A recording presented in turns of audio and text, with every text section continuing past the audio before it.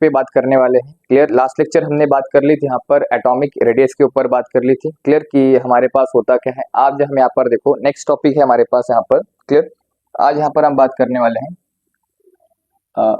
Ionisation enthalpy. Ionisation enthalpy. तो यहाँ पर देखो हम समझते हैं यहाँ पर क्या होता है आयोनाइजेशन इंथैल्पी। सिंपल सा इसका मतलब है क्लियर कि हमारे पास एक आउटर मोस्ट शेल, क्लियर, उस आउटर मोस्ट शेल से जो हम इलेक्ट्रॉन निकालने के लिए एनर्जी प्रोवाइड करते हैं उसी को हम क्या बोलते हैं यहाँ पर आयोनाइजेशन इंथैल्पी बोलते हैं। क्लियर, जैसे अगर हम बात करें यहाँ पर तो इसकी डेफिनेशन की बात करें तो देखो यहाँ पर it is the minimum amount of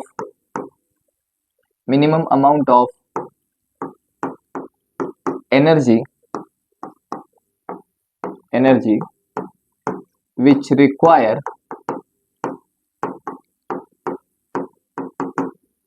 to remove an electron from outermost cell.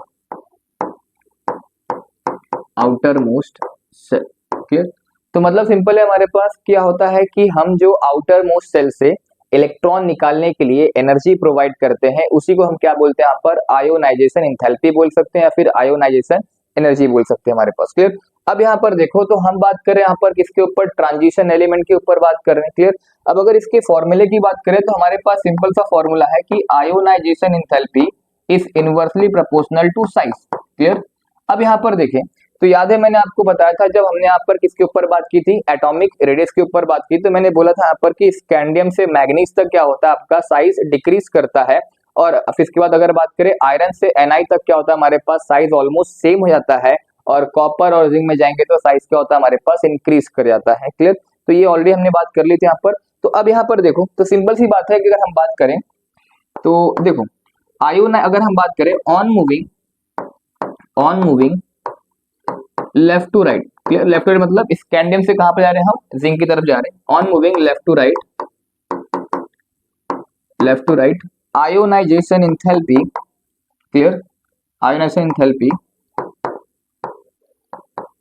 क्या होगा हमारे पास, अगर मैं बोलूं यहाँ पर स्कैंडियम टू मैग्नीज तक क्या हो जाए, साइज बढ़ रहा है मतलब सिंपल सी बात है। क्लियर, साइज डिक्रीज हो रहा है हमारे पास, जब साइज डिक्रीज होगा तो इंथैल्पी बढ़ेगा हमारे पास। क्लियर, तो स्कैंडियम से मैग्नीज तक जाएंगे तो हमारे पास क्या हो जाएगा, आयोनाइजेशन इंथैल्पी आपका इंक्रीज कर जाएगा हमारे पास। बात समझ यहाँ पर है। क्लियर, और फिर अगर हम बात करें Fe2Na तक, क्लियर, Fe2Na तक आयोनाइजेशन इंथैल्पी आपका क्या हो जाएगा, ऑलमोस्ट सेम हो जाएगा।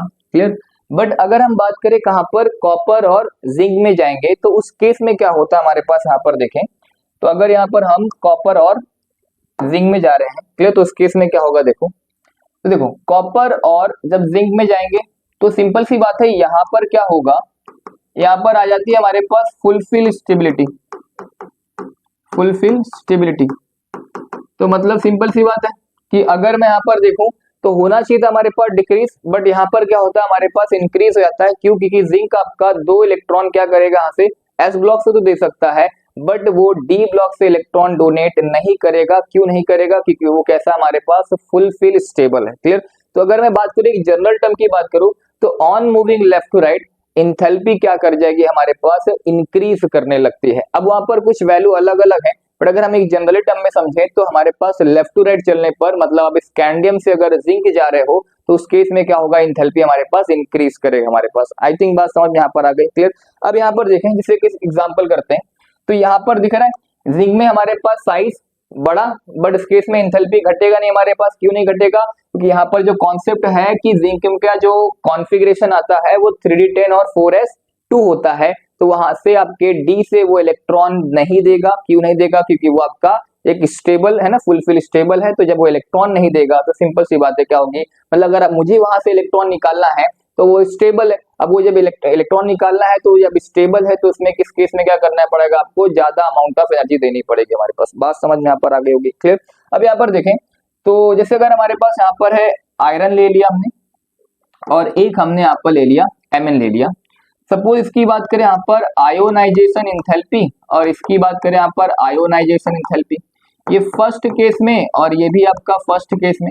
तो फर्स्ट केस में अगर हम यहाँ पर देख रहे हैं तो ये Fe आपका सपोज 2 इलेक्ट्रॉन दे दे, Mn भी क्या कर दे आपका 2 इलेक्ट्रॉन दे दे, क्लियर।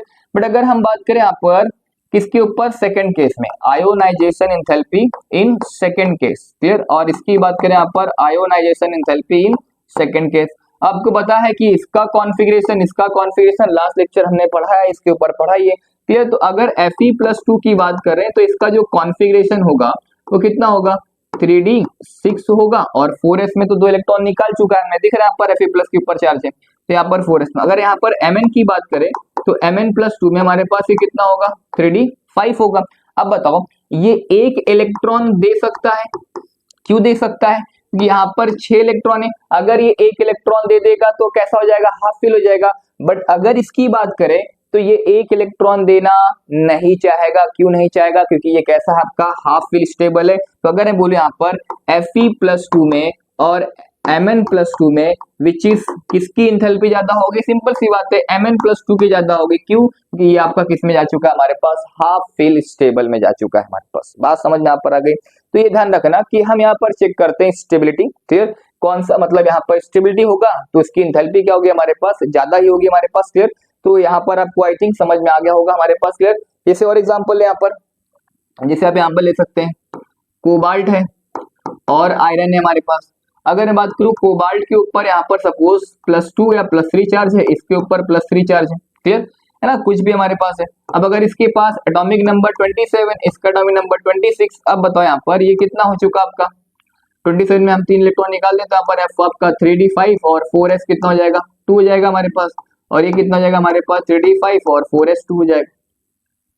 ये समझ में बात यहाँ पर, क्लियर। कैसे किया बताओ, ये 3 इलेक्ट्रॉन निकाला है कहाँ से, तो बताओ यहाँ पर ये 3d7 होता और 4s2 होता, तो मतलब इसके कितने बच रहे हमारे पास, 6 इलेक्ट्रॉन, यहाँ पर 0 हो चुके, यहाँ पर कितने 0 हो चुके।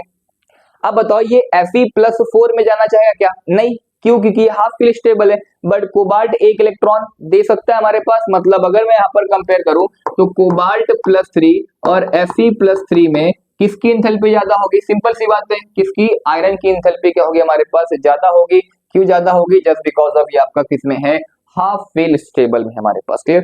तो आपसे क्वेश्चन ऐसे पूछ सकता है कि बताओ आपके पास 2 एलिमेंट है, उन दोनों एलिमेंट को आपको कंपेयर करना है कि किसकी इंथैल्पी हमारे पास ज्यादा होगी। तो आपको सिंपल सा क्या करना है, उनका इलेक्ट्रॉनिक कॉन्फ़िगरेशन लिखना है, और वो इलेक्ट्रॉनिक कॉन्फ़िगरेशन लिखने के बाद आप क्या करो कि वहां पर देखो कि कौन सा एलिमेंट आपका हाफ फिल स्टेबल है, कौन सा एलिमेंट आपका फुल फिल स्टेबल है। अब वहां पर अगर स्टेबिलिटी दिख गई तो समझ जाना उसकी इंथैल्पी क्या होगी हमारे पास, ज्यादा होगी हमारे पास। समझ में बात यहाँ पर आ गई, क्लियर। अब यहाँ पर देखो नेक्स्ट बात करते हैं इसमें हम, तो नेक्स्ट है हमारे पास यहाँ पर ऑक्सीडेशन स्टेट, ऑक्सीडेशन स्टेट। तो अगर हम बात करें यहाँ पर डी ब्लॉक एलिमेंट, या फिर यहाँ पर हम बात करें, यहाँ पर देखो ऑक्सीडेशन स्टेट की बात करें यहाँ पर, तो अगर हम यहाँ पर बात करें, देखो जबकि ट्रांजिशन एलिमेंट होते हैं, transition element shows variable oxidation state। ये जितने भी आपके ट्रांजिशन एलिमेंट होते हैं, क्लियर, ये सब के सब क्या शो करते हैं, वेरिएबल ऑक्सीडेशन स्टेट शो करते हैं। क्यों, यहाँ पर देखो जस्ट बिकॉज ऑफ यहाँ पर क्या होता है कि जो आपका n-1 d के इलेक्ट्रॉन होते हैं आपके 1 से लेके 10, और जो हमारे पास ns के इलेक्ट्रॉन है, क्लियर, इन दोनों के बीच में, क्लियर, अगर हम बात करें n-1 और n-1 d में 1 से लेके 10 इलेक्ट्रॉन और ns में कितने हमारे पास 2 इलेक्ट्रॉन, इन दोनों के बीच में जो एनर्जी डिफरेंस होती है वो काफी कम होती है, क्लियर। एनर्जी डिफरेंस मतलब यहाँ पर अगर मैं बात करूं यहाँ पे और यहाँ पर, क्लियर, तो यहाँ पर इनकी एनर्जी और इनकी एनर्जी, इन दोनों की एनर्जी बहुत ही कम होती है। जब यहाँ पर अगर NS ने वहां पर 2 इलेक्ट्रॉन दिया तो साथ में क्या करेगा, डी ब्लॉक भी अपने इलेक्ट्रॉन देता है, जस्ट बिकॉज ऑफ क्यू, दोनों के बीच में जो एनर्जी डिफरेंस होता है हमारे पास क्या होता है, वो काफी कम होता है। मतलब अगर यहाँ पर बात करें तो NS के 2 इलेक्ट्रॉन और n-1 के जो इलेक्ट्रॉन होंगे, क्लियर, उन दोनों के इलेक्ट्रॉन क्या होते हैं, अवेलेबल होते हैं किसके लिए, फॉर बॉन्डिंग के लिए हमारे पास, just because of Q available है, क्योंकि उन दोनों की जो एनर्जी डिफरेंस होती है वो काफी कम होती है हमारे पास। बात समझ में आ पा रहा है? क्लियर। तो अब यहाँ पर मैंने बात किया कि जितने भी आपके ट्रांजिशन एलिमेंट हैं वो सब क्या शो करते हैं हमारे पास, वेरिएबल ऑक्सीडेशन स्टेट शो करते हैं। जैसे फॉर एग्जांपल हम बात करें, हमारे पास स्कैंडियम है, आपको पता है इसका कॉन्फ़िगरेशन हमने लिखा हुआ है, आर्गन लिखा था, 3d1 लिखा था, 4s2 लिखा था। अब बताओ यहाँ पर अगर इस स्कैंडियम के पास 21 इलेक्ट्रॉन है, अगर मैं 2 इलेक्ट्रॉन यहाँ से निकाल दूं, 1 इलेक्ट्रॉन यहाँ से निकाल दूं, तो कितना हो जाएगा? स्कैंडियम आपका किस में शो करेगा? +3 में शो करेगा, और ये कैसा बन जाएगा? एक आपका आर्गन बन जाएगा। तो मतलब स्कैंडियम का ऑक्सीडेशन स्टेट कितना होगा? +3 होगा हमारे पास। अगर हम बात करें टाइटेनियम का तो 22, तो आर्गन फिर से 3d कितना 2, 4s कितना 2, बताओ 2 यहां से दे दे, क्लियर, फिर कहां से दे दे? एक यहां से दे, कितना जाएगा? +3, और एक दे दे हमारे पास कितना जाएगा? +4, क्लियर। तो मतलब ये आपका फिर से अगर इसने 4 इलेक्ट्रॉन दिया तो ये क्या बन जाएगा हमारे पास? आपका फिर से यहाँ पर एक नोबल गैस जैसा कॉन्फ़िगरेशन फॉलो कर लेगा हमारे पास, मतलब आर्गन के बनने में। मतलब सिंपल सी बात है ना कि अगर कोई एलिमेंट आपका ये नोबल गैस के इलेक्ट्रॉन को क्या करता है? फॉलो करता है, तो कैसा होगा? आपका स्टेबल होगा। तो सिंपल सी बात हमने यहाँ पर वही बोली है कि टाइटेनियम ने अगर यहाँ से 4 इलेक्ट्रॉन दे दिया तो वो कैसा बन जाएगा? आपका आर्गन के जैसा हो जाएगा। तो ये कैसा हो जाएगा हमारे पास? स्टेबल हो जाएगा हमारे पास। बात समझ में यहाँ पर है? क्लियर। जैसे अगर बात करें यहाँ पर वेनेडियम है, एटॉमिक नंबर इसका कितना है? 23 है। तो बता यहाँ पर आर्गन आप लिखोगे, यहाँ पर 3d में कितने? 3 इलेक्ट्रॉन, और 4s में कितने? 2 इलेक्ट्रॉन। बताओ 2 यहाँ से दे दे, एक और दे दे, यहाँ से एक और दे दे, क्लियर, और एक और दे दे, तो कितना हो जाएगा? अगर इसने 2 यहाँ से दिया एक बार, फिर एक बार यहाँ से दिया तो कितना हो जाएगा? +3 हो जाएगा, फिर एक बार कितना हो जाएगा? +4 हो जाएगा, फिर यहाँ से दिया तो कितना? +5, क्लियर। मतलब वेनेडियम आपका मैक्सिमम कितना शो कर सकता है? +5 शो कर सकता है। दिख रहा है यहाँ पर, अगर 5 इलेक्ट्रॉन दे देगा तो ये किस में चला जाएगा? आपका आर्गन में चला जाएगा। तो आर्गन में चला जाएगा तो मतलब ये कैसा हो जाएगा? आपका यहाँ पर स्टेबल हो जाएगा हमारे पास। बात समझ में यहाँ पर है? क्लियर। अब यहाँ पर देखें, नेक्स्ट बात करें, नेक्स्ट है हमारे पास यहाँ पर क्रोमियम। तो क्रोमियम का कॉन्फ़िगरेशन अगर हम बात करें, एटॉमिक नंबर 24 है, तो यहाँ पर आर्गन बनाओगे आप, इस केस में यहाँ पर 3d कितना 5, 4s1, ये आपको मैंने समझाया था कि होता है। अब बताओ अगर एक यहाँ से दे और फिर यहाँ से कितना दे हमारे पास? 5, के लिए तो आपका ये शो कर सकता है +1, +2, +3, +4, +5, +6।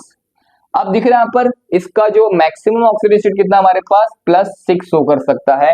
मतलब 6 इलेक्ट्रॉन दे दो हमारे पास, क्या बन जाएगा? आपका ये एक नोबल गैस की तरह बन जाएगा। बट अगर हम बात करें यहाँ पर किसकी? मैग्नीज की बात करें, तो मैग्नीज का एटॉमिक नंबर 25 है, तो यहाँ पर आर्गन ये 3d5 और 4s2 हो जाएगा। अब बताओ अगर 2 यहाँ से दिया तो +2, एक यहाँ से दिया और तो +3, और दिया तो कितना? +4, यहाँ से कितना हो जाएगा? ऐसे +6 और ये +7, दिख लिया। 2 यहाँ से दिया, 5 यहाँ से दिया, कितना हो जाएगा हमारे पास? 7, क्लियर। तो 7 हो जाएगा हमारे पास। तो इसमें कितना हो जाएगा हमारे पास? 7 आपके क्या हो जाएगा हमारे पास? ये मैक्सिमम इसका क्या हो जाएगा? ऑक्सीडेशन स्टेट हो जाएगा हमारे पास, क्लियर। अगर हम बात करें यहाँ पर आयरन की, तो आयरन की बात करें 26, तो यहाँ पर कितना हो जाएगा? आर्गन, तो ये कितना होगा आपका? यहाँ पर 3d6 और 4s2 हो जाएगा, क्लियर।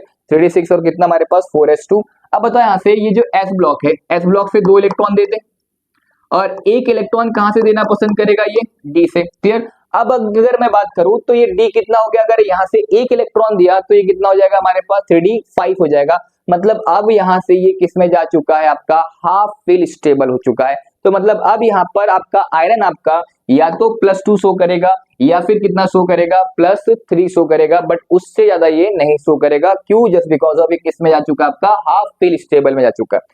अगर मैं यहाँ पर आपको क्वेश्चन मन में डाउट आएगा कि बताओ ये तो हाफ फिल में है, ये भी तो आपका हाफ फिल में जा चुका था हमारे पास, तो ये क्यों नहीं दिया? देखो अब अगर हम बात करें, अगर कोई भी डी ब्लॉक का एलिमेंट है तो उसको एटलीस्ट वहां से क्या करना पड़ेगा? 1 इलेक्ट्रॉन आपका डी ब्लॉक से देना पड़ेगा। तो अगर इसने 1 इलेक्ट्रॉन डी ब्लॉक से दिया तो अब बताओ, तो 3d4 बचेगा, और 3d4 आपका फिर स्टेबल नहीं तो क्या कर सकता है? डी से वो सारे इलेक्ट्रॉन दे सकता है। तो बट यहाँ पर क्या हुआ? इसने 1 इलेक्ट्रॉन डी से देने के बाद ये किस में जा चुका है हमारे पास? हाफ फेल स्टेबल में जा चुका है हमारे पास, क्लियर। और अगर हम बात करें कोबाल्ट, तो कितना हो जाएगा? 27, फिर यहाँ पर आर्गन हो जाएगा, और ये कितना हो जाएगा? 3d7 और ये 4s2 हो जाएगा हमारे पास। बात समझ आ पा रहा है? क्लियर। तो अगर मैं बोले यहाँ पर बताओ, अब आर्गन है कितना है हमारे पास? अब बताओ ये आपका यहाँ से दे दे तो +2, यहाँ से देगा तो +3, यहाँ से देगा तो +4, क्लियर। तो मतलब कोबाल्ट आपका यहाँ पर +2, +3, +4 के फॉर्म में हमारे पास शो कर सकता है, क्लियर। और बात करें यहाँ पर देखो, तो हमारे पास Ni है वापस एटॉमिक नंबर 28 कितना हो जाएगा, आर्गन कितना हो जाएगा 3d8 और 4s2। क्लियर। अगर दो यहां से दे दे, एक यहाँ से दे दे तो +3 और यहाँ से देगा कितना +4। यह ध्यान रखना यहाँ पर Ni जो होगा आपका वो कितना शो कर सकता है, मैक्स टू मैक्स हमारे पास +4 तक शो कर सकता है। क्लियर। बट अगर कॉपर की बात करें तो 29 होता है, ये आपका आर्गन हो जाएगा और ये 3d10 हो जाएगा, 4s1 हो जाएगा। अब अगर मैं बात करूं यहाँ पर तो कॉपर आपका या तो +1 शो करता है या फिर +2 शो करता है। बट अगर यहाँ पर देखें, ध्यान रखना यहाँ पर आपको याद रखना है कि कॉपर आपका +1 या फिर +2 में शो करेगा और इसका जो कॉपर +2 वाला है वो ज्यादा स्टेबल होता है कॉपर +1 वाले से। किसके फॉर्म में, एक्वस के फॉर्म में। क्लियर। ऐसा क्यों पता है हमारे पास, देखो कि कॉपर +2 आपका ज्यादा स्टेबल है, होना चाहिए था हमारे पास कॉपर +1, बट होता किस में हमारे पास कॉपर +2 में। ऐसा क्यों होता है कि जो कॉपर +2 होता है ये आपका आ जाता है किसमें, हाइड्रेटेड फॉर्म में। हाइड्रेटेड फॉर्म का मतलब क्या होगा, जैसे ही वो कॉपर आपका +2 वाला स्टेट कहां पर जाएगा, पानी में जाएगा, तो पानी क्या करते हैं, उससे ज्यादा वाटर मॉलिक्यूल क्या होते हैं हमारे पास, अटैच हो जाते हैं। अब जब ज्यादा वाटर मॉलिक्यूल इससे क्या हो जाएंगे, अटैच हो जाएंगे, तो सिंपल सी बात है वो क्या करेगा, वाटर के साथ में बॉन्ड बना रहा है। अब जब बॉन्ड बनाएगा तो सिंपल सी बात है ना, हमारे पास केस में क्या करेगा, बॉन्ड फॉर्म कब होगा, जब वो क्या करेगा, एनर्जी को रिलीज करेगा। जितना ज्यादा उससे क्या होंगे, वाटर के मॉलिक्यूल आके बॉन्ड फॉर्म करेंगे, मतलब चिपकेंगे उससे। क्लियर। तो उतना ज्यादा क्या करेगा, वो रिलीज करेगा एनर्जी, और इस वजह से क्या करता है आपका कॉपर +2 आपका ज्यादा स्टेबल होता है एज कंपेयर टू किससे, हमारे पास कॉपर +1 से हमारे पास। ध्यान रखना हमारे पास। क्लियर। और लास्ट हमारे पास कौन सा है, आपका जिंक है। एटॉमिक नंबर पता ही आपको 30 होता है। आप आर्गन ले सकते हो 3d10 और 4s2। तो जिंक का हमारे पास सिर्फ एक ही होता है, कितना होता है वो +2, क्योंकि ये डी इलेक्ट्रॉन आपके 10 डोनेट नहीं करेगा, जस्ट बिकॉज ऑफ ये कैसा होगा आपका, स्टेबल होगा। क्लियर। तो ये हो जाएगा हमारे पास क्या, जो टॉपिक है हमारे पास क्या, ऑक्सीडेशन स्टेट। क्लियर। और हमने एक बात कर ली किसके ऊपर, यहाँ पर आयोनाइजेशन एंथैल्पी की बात कर ली यहाँ पर। क्लियर बात यहाँ पर, आई थिंक आपको समझ में आ गया होगा ये वाला पार्ट। क्लियर है ना। अब यहाँ पर देखो, अब जो नेक्स्ट बात कर रहे हैं यहाँ पर है, वो है हमारे पास मैग्नेटिक प्रॉपर्टी। Magnetic property. अब अगर बात करें मैग्नेटिक प्रॉपर्टी के ऊपर, देखो सिंपल सा टॉपिक है, बट ध्यान रखना इनसे क्वेश्चन आते हैं हमारे पास मैग्नेटिक प्रॉपर्टी के ऊपर। अब अगर हम बात करें, आपने सुना है एक होता है डायामैग्नेटिक होता है, डायामैग्नेटिक, और दूसरा होता है हमारे पास क्या, पैरामैग्नेटिक होता है। तो हम वही बात करें यहाँ पर, डाया और पैरा क्या होता है आपका, पैरामैग्नेटिक। अब डाया का मतलब क्या है, दो। क्लियर। जहां पर इलेक्ट्रॉन क्या आपके पेयर हो, क्या हो, जहां पर इलेक्ट्रॉन क्या हो हमारे पास, पेयर हो। क्लियर। अब अगर पेयर वाले हैं तो दो substance which are placed in magnetic field, it will weakly repelled by magnetic field। Clear. मतलब अगर आपने ऐसे सब्सटेंस जिनको कहां पर रखा, मैग्नेटिक फील्ड में रखा, तो ये क्या कर जाएंगे आपके, वीकली उसको रिपल कर जाएंगे। क्लियर। क्यों, यहाँ पर देखो, क्योंकि सिंपल सी बात है, अरे यहाँ पर जो इलेक्ट्रॉन है आपके वो कैसे हमारे पास पेयर है, तो बताओ यहाँ पर एक कपल किसी दूसरे को देख के क्या होगा, उन दोनों के देख के बीच में क्या होगा, रिपल्सन होगा हमारे पास, क्योंकि यहाँ पर वो कैसे हैं, पेयर है हमारे पास। क्लियर। तो अगर ऐसे सब्सटेंस को आप कहां पर रखते हो, मैग्नेटिक फील्ड में रखते हो, तो ये क्या करेगा आपका, उसको वीकली रिपल करता है। क्लियर। बट अगर वही बात कर ले यहाँ पर किसके ऊपर, पैरामैग्नेटिक के ऊपर, तो ऐसे सब्सटेंस, दो substance which are placed in magnetic field,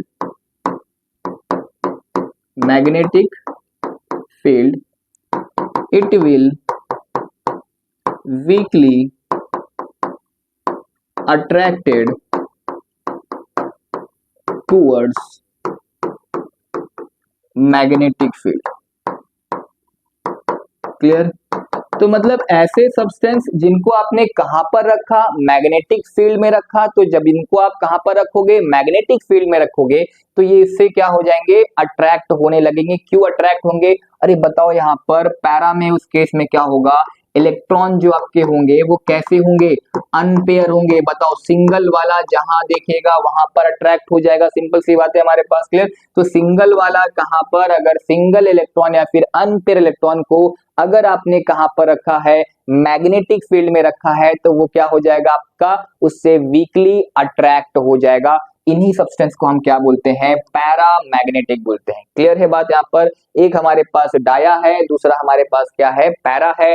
dia का मतलब क्या, कि जहां पर इलेक्ट्रॉन कैसे आपके पेयर हो। अब अगर पेयर वाले हैं तो उनको अगर आपने कहां पर रखा, मैग्नेटिक फील्ड में रखा, तो वो उससे क्या कर जाएंगे, वीकली रिपल कर जाएंगे। बट अगर वही इलेक्ट्रॉन तुम्हारा कैसा हो जाए, सिंगल हो जाए, तो अगर आपने उनको कहां पर रखा, मैग्नेटिक फील्ड में रखा, तो वो उससे क्या कर जाएंगे, वीकली अट्रैक्ट हो जाएंगे हमारे पास। बात समझ में यहाँ पर आई। क्लियर। ध्यान याद रखने का ट्रिक क्या होगा, कपल वाला है तो रिपल करेगा, सिंगल वाला है तो अट्रैक्ट करेगा हमारे पास। बात समझ में यहाँ पर आई। क्लियर।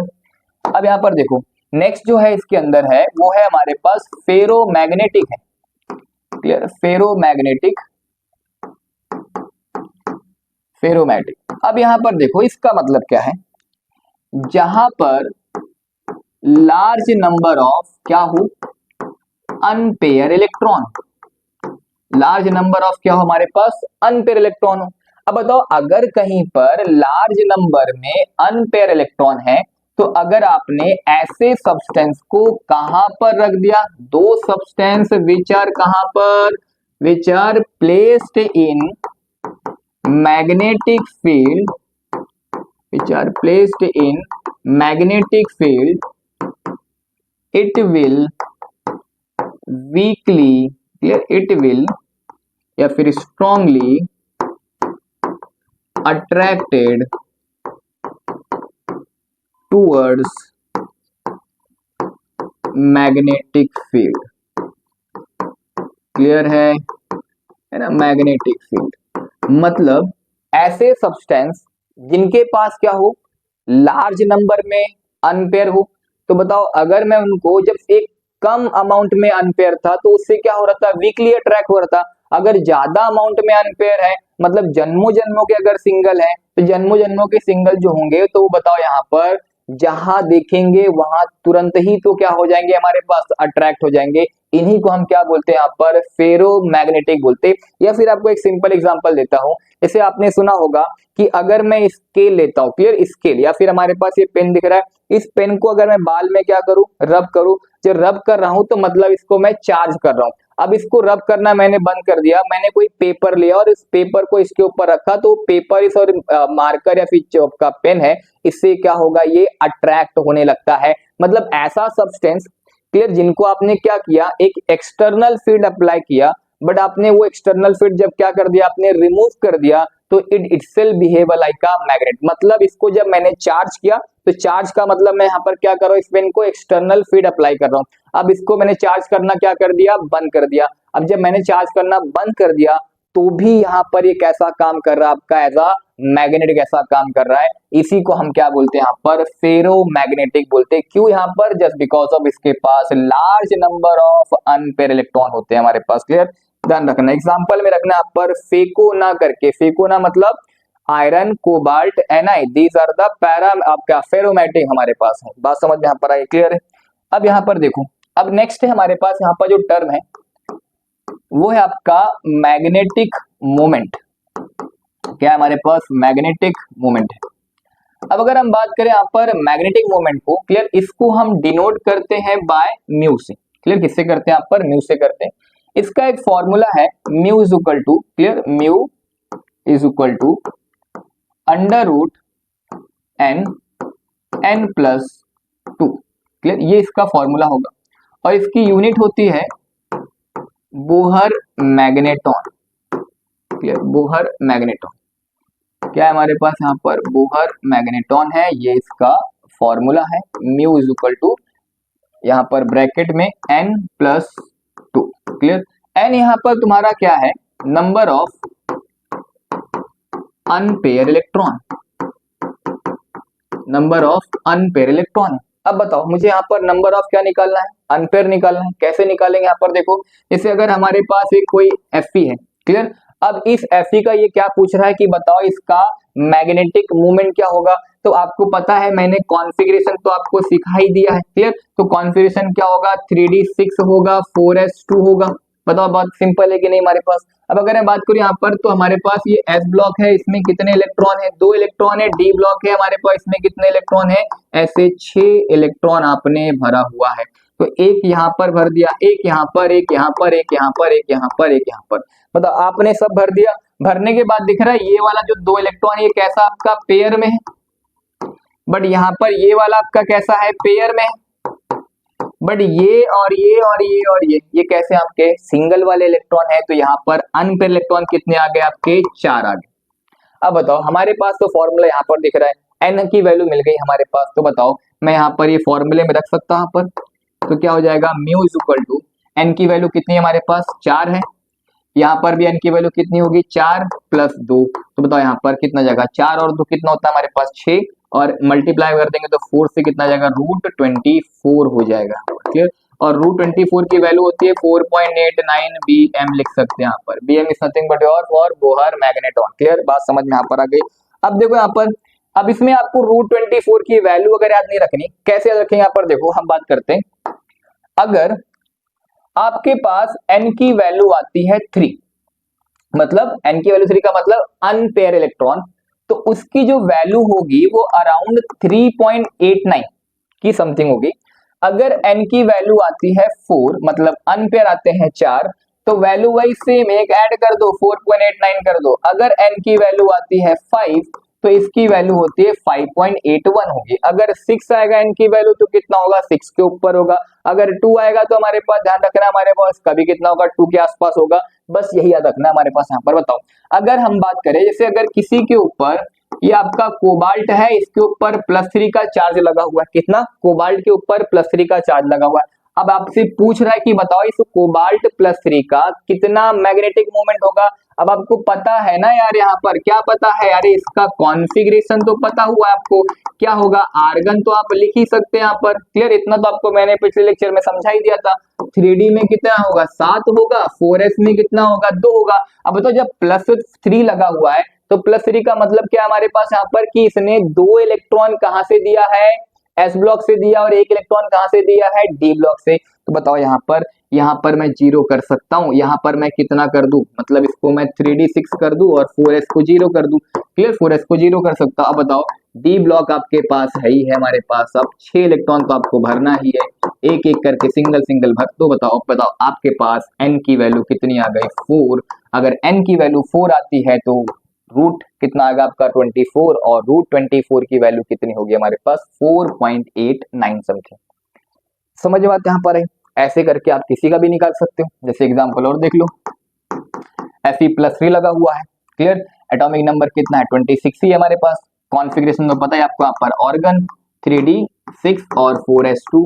बताओ 3 लगा है, मतलब 2 यहाँ से देंगे और 1 यहाँ से देंगे, तो कितना बचेगा, 3d5 बचेगा। बताओ n की वैल्यू कितनी आ गई आपके पास यहाँ पर, 1 2 3 और ये 4 और ये 5, क्लियर। n की वैल्यू आ गई हमारे पास 5, मतलब n की वैल्यू 5, मतलब रूट कितना, एक बार यहाँ पर देख लो। तो यहाँ पर म्यू इज इक्वल टू कितना, n की वैल्यू आई 5 और 5 प्लस कितना 2, तो ये आपका 7, मतलब √35 की वैल्यू कितनी हो जाएगी, 5.81 bm लिख सकते हैं। आई थिंक क्लियर हो गया रहेगा आपको ये topic, what is your magnetic moment, या फिर आपका डाया मैग्नेटिक, या फिर हमारे पास क्या पैरा मैग्नेटिक, या फिर हम बात करें किसके ऊपर, यहाँ पर फेरो मैग्नेटिक के ऊपर हमारे पास, क्लियर। अब यहाँ पर और कुछ में हम बात करते हैं। जैसे अगर हम बात करें मेटालिक, क्लियर, मेटालिक बॉन्ड की बात करें, तो मेटालिक बॉन्ड तो हमारे पास सिंपल सा है, क्या, कि जब मेटल और मेटल क्या करते हैं, आपस में बॉन्ड फॉर्म करते हैं, क्लियर, उसी को हम क्या बोलते हैं, यहाँ पर मेटालिक बॉन्ड बोला जाता है। जैसे एग्जांपल अगर हम यहाँ पर देखें, तो अगर मैं यहाँ पर ये बोलूं कि बताओ मेटालिक बॉन्ड, या फिर यहाँ पर जो मेटालिक बॉन्ड होगा ऑफ एस ब्लॉक का, क्लियर, किसका हमारे पास यहाँ पर एस ब्लॉक का, तो और मेटालिक बॉन्ड की बात करें यहाँ पर, metallic bond of D block का। क्लियर। अब अगर आपसे कोई पहले पूछ ले what do mean by metallic bond, metal और मेटल के बीच में जो होता है हमारे पास बॉन्ड बनता है उसे क्या बोलते हैं, यहाँ पर मेटालिक बॉन्ड बोलते हैं। अब अगर आपसे कोई पूछे कि बताओ एस ब्लॉक है और क्या हमारे पास डी ब्लॉक है, तो अगर आपसे कोई पूछे कि बताओ डी ब्लॉक और एस ब्लॉक में मेटालिक बॉन्डिंग किसकी ज्यादा होगी, हमारे पास सिंपल सा आपको आंसर क्या करना है, metallic bonding of D block की क्या होगी, ज्यादा होगी। क्यों? अरे बताओ यहाँ पर सिर्फ और सिर्फ NS के 2 इलेक्ट्रॉन है, मतलब एक या फिर 2 इलेक्ट्रॉन होंगे। यहाँ पर N-1 के डी में 1 से लेके 10 इलेक्ट्रॉन और NS के कितने, 2 इलेक्ट्रॉन। अब बताओ यहाँ पर इसमें डी ब्लॉक के भी आएंगे बॉन्ड बनाने के लिए और साथ में एस ब्लॉक के भी आएंगे, बट यहाँ पर किसके आएंगे, हमारे पास सिर्फ एस ब्लॉक का आएगा।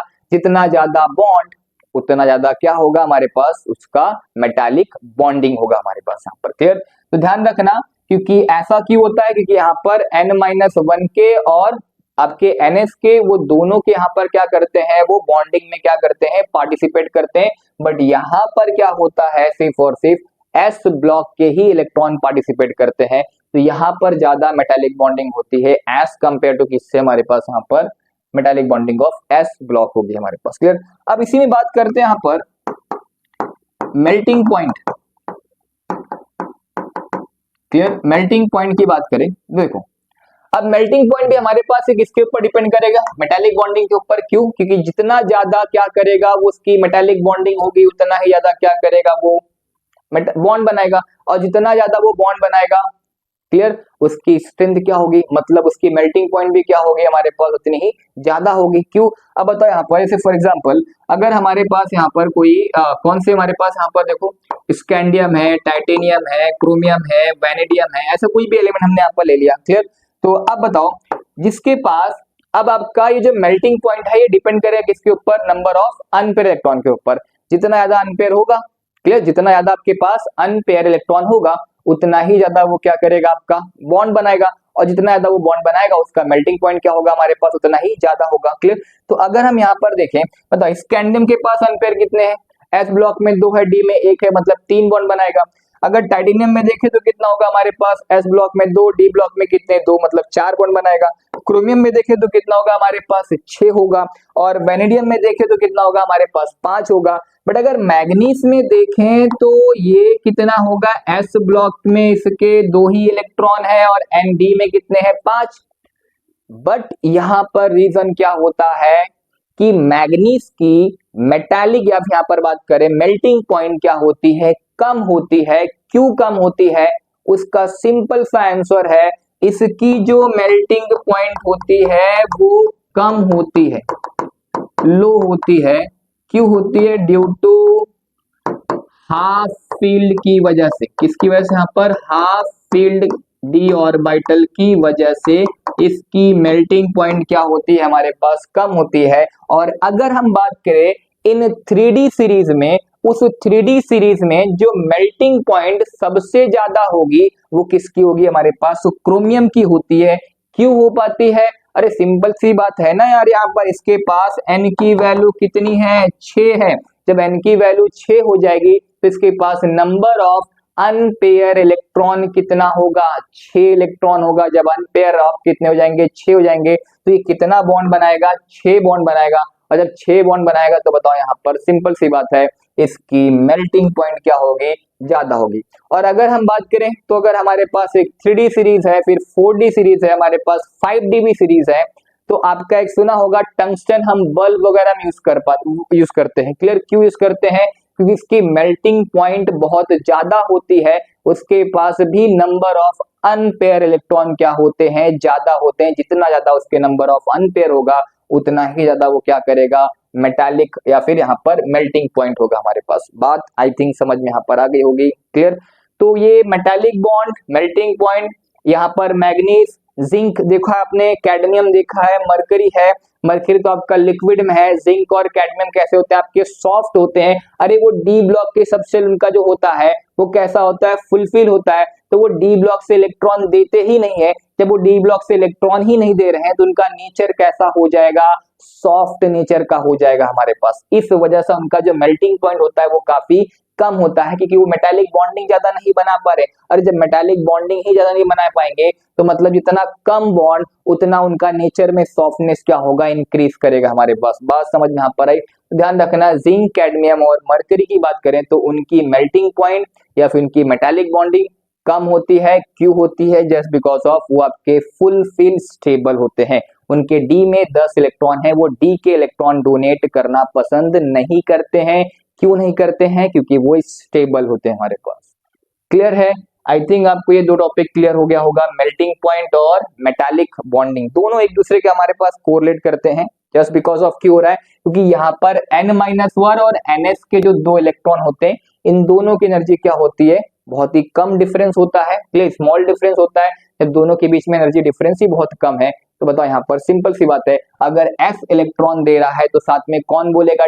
डी वाला बोलेगा तुम दे रहे हो तो मैं भी दूंगा इलेक्ट्रॉन। यहाँ पर बात समझ में यहाँ पर आ गई, क्लियर? तो ये आपका दो टॉपिक था हमारे पास, मेटालिक बॉन्डिंग और क्या है हमारे पास यहाँ पर, melting point. Clear?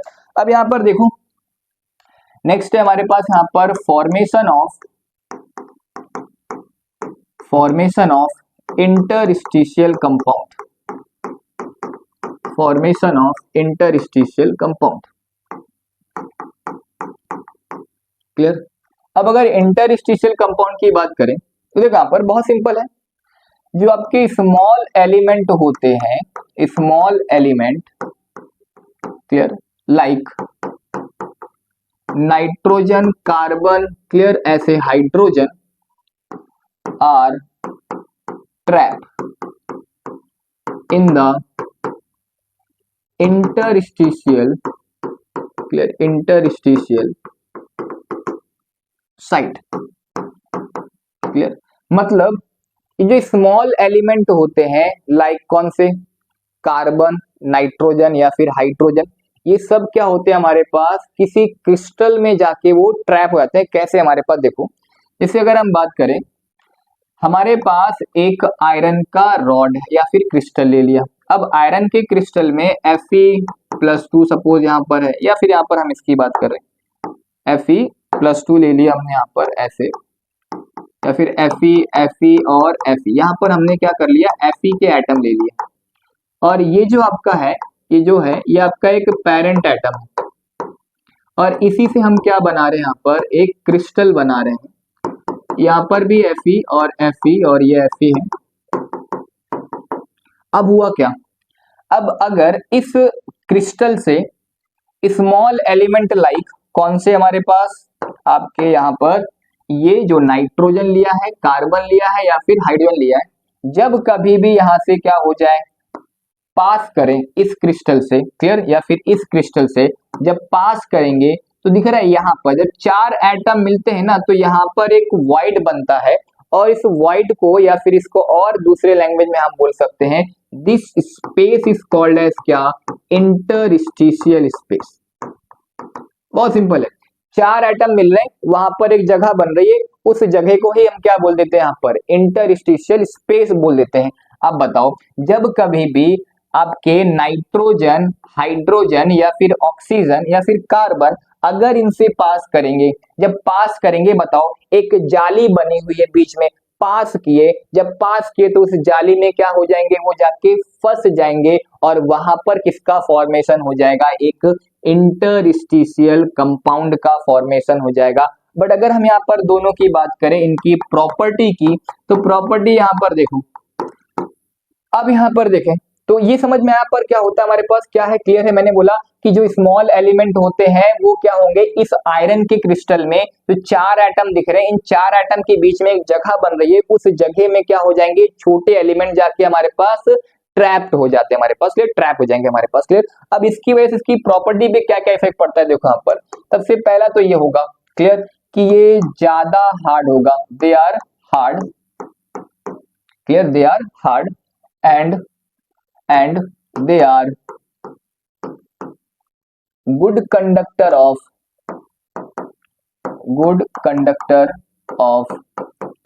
heat and electricity।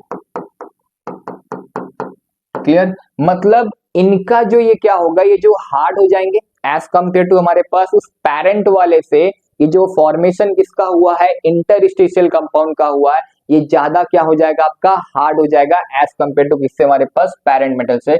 और बात करें यहाँ पर इसकी जो मेल्टिंग पॉइंट होगी, क्लियर, मेल्टिंग पॉइंट, यहाँ पर अगर बात करें मेल्टिंग पॉइंट की बात करें तो melting point is very high, clear, as compare to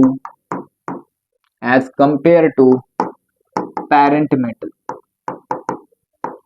as compare to parent. मतलब सिंपल सी बात है, अब बताओ एक में होल है एक में होल नहीं है, अब जब होल ही नहीं है हमारे पास तो उसकी हमारे पास क्या होगी, मतलब उसके जो सारे होल थे वो भर गए, क्लियर, क्योंकि उसके अंदर छोटे एलिमेंट क्या हो गए, ट्रैप हो गए, और एक में होल है। बताओ यहाँ पर दोनों में अगर मैं कंपेयर करूं तो स्ट्रेंथ किसकी ज्यादा, जिसमें होल नहीं है, और जिसकी स्ट्रेंथ ज्यादा होगी इसकी मेल्टिंग पॉइंट भी क्या होगी हमारे पास, ज्यादा ही होगी हमारे पास यहाँ पर, clear.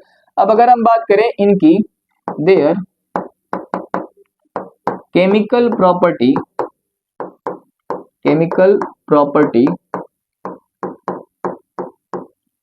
is similar to parent metal, इसकी केमिकल प्रॉपर्टी क्या होगी, सिमिलर होगी किससे, पेरेंट मेटल से। ऐसा क्यों हुआ, अरे बताओ यहाँ पर वहां पर भी आयरन है और यहाँ पर भी आयरन है, पेरेंट मेटल में भी आयरन, और हमारे पास जहां पर एक फॉर्मेशन हुआ है किसका, इंटरस्टिशियल कंपाउंड का, वहां पर भी कौन प्रेजेंट है आपका, आयरन ही प्रेजेंट है। तो यहाँ पर जब दोनों आयरन सेम ही है तो दोनों की केमिकल प्रॉपर्टी भी क्या होगी हमारे पास, सिमिलर होगी हमारे पास। यहाँ पर बात समझ में यहाँ पर आई, क्लियर। अगर और बात करें इसकी डेंसिटी क्या हो जाएगी, their density is less as compare to parent metal, clear है, बात समझ में यहाँ पर आ गई, क्लियर। तो ये आपके 4 पॉइंट हो गए हमारे पास। यहाँ पर क्या क्या है, एक तो इसके हार्ड हो जाएगा, मेल्टिंग पॉइंट इसकी हाई हो जाएगी, इसकी केमिकल प्रॉपर्टी सिमिलर होगी, और इसकी डेंसिटी क्या हो जाएगी हमारे पास, लेस हो जाएगी, क्लियर। तो ये आपके फॉर्मेशन ऑफ क्या है, इंटरस्टिशियल कंपाउंड, और इसके 4 प्रॉपर्टी। मैं फिर से एक बार एक्सप्लेन कर रहा हूँ। फॉर्मेशन ऑफ इंटरस्टिशियल कंपाउंड का मतलब देखो यहाँ पर फिर से एक बार हमने क्या लिखा है कि जो स्मॉल एलिमेंट होते हैं लाइक नाइट्रोजन, कार्बन, हाइड्रोजन, ये सब क्या होते हैं, ट्रैप होते हैं कहां पर, इंटरस्टिशियल साइट में। कैसे, सपोज हमारे पास एक आयरन का क्रिस्टल है, इस आयरन की क्रिस्टल से ये इसका पेरेंट मेटल हो गया या पेरेंट एटम हो गया। अब इस आयरन की क्रिस्टल से हमने जब कभी भी यहाँ पर क्या पास करवाया, ये जो छोटे एलिमेंट को पास करवाया, अब मैंने बोला यहाँ पर ये 4 लोग मिल रहे हैं, ये 4 लोग के बीच में एक वॉइड बन रहा है, वॉइड का मतलब खाली स्पेस, क्लियर। इस वॉइड को हम क्या बोलते हैं यहाँ पर, इंटरस्टिशियल साइट बोलते हैं, मतलब जगह बोलते हैं। अब इस जगह से जब कभी भी कोई एलिमेंट पास करेगा वो कौन से होने चाहिए, आपके छोटे एलिमेंट होने चाहिए। तो जब पास होंगे तो वो क्या हो जाएंगे, उसके अंदर जाके ट्रैप हो जाएंगे, फंस जाएंगे। जब फंस जाएंगे तो सिंपल सी बात है ना, हमारे पास इसका वॉइड जो खाली जगह तो वो भर गया, और जब भर जाएगा तो मतलब अब इसकी और इसकी के प्रॉपर्टी और इसकी प्रॉपर्टी में क्या आ जाएगा, डिफरेंस आएगा। ये ज्यादा हार्ड हो जाएगा, ये कम हार्ड रहेगा, ये गुड कंडक्टर हो जाएगा एज कंपेयर टू इनसे हमारे पास यहाँ पर, क्लियर। और बात करें यहाँ पर इसकी जो मेल्टिंग पॉइंट होगी ज्यादा हार्ड होगी, क्यों होगी, क्योंकि इसकी स्ट्रेंथ ज्यादा है। ये आपकी इसकी मेल्टिंग पॉइंट जो पहले थी अभी भी रहेगी, मतलब दोनों में कंपेयर करेंगे इसकी मेल्टिंग पॉइंट ज्यादा हो जाएगी, जस्ट बिकॉज ऑफ ये हार्ड हो जाएगा नेचर में हमारे पास, क्लियर। और इसकी डेंसिटी कम हो जाएगी, इसकी डेंसिटी हमारे पास ज्यादा रहेगी हमारे पास, क्लियर, क्योंकि हमारे पास सिंपल सी बात है, अगर वॉल्यूम क्या होगा हमारे पास, क्लियर है ना, आपका डेंसिटी का फॉर्मूला मास अपॉन वॉल्यूम के ऊपर हमारे पास, क्लियर। तो अब बताओ यहाँ पर और बात करें यहाँ पर तो क्या हो जाएगा हमारे पास, इसकी यहाँ पर जो हमने लिखा था, क्या पॉइंट लिखा था हमने यहाँ पर कि इसकी, पहले तो यहाँ पर यही बात की, they are hard, they are good conductor of heat and electricity हो जाएगा। दूसरा हमने लिखा मेल्टिंग पॉइंट वेरी हाई हो गया, high, clear, as compare to किससे हमारे पास, इसके पेरेंट मेटल से। इसकी केमिकल प्रॉपर्टी क्या होगी, सिमिलर होगी किससे हमारे पास, पेरेंट मेटल से। और इसकी डेंसिटी क्या हो जाएगी हमारे पास, लेस हो जाएगी एज कंपेयर टू किससे हमारे पास, यहाँ पर उसके पेरेंट मेटल से हमारे पास, क्लियर। आई थिंक आपको ये भी टॉपिक समझ में आ गया होगा, क्लियर। आज हमने यहाँ पर कितने 4 टॉपिक या 3 टॉपिक की बात करी, इंथैल्पी, ऑक्सीडेशन स्टेट और आपका formation of interstitial compound, clear बात यहाँ पर है ना, ठीक है।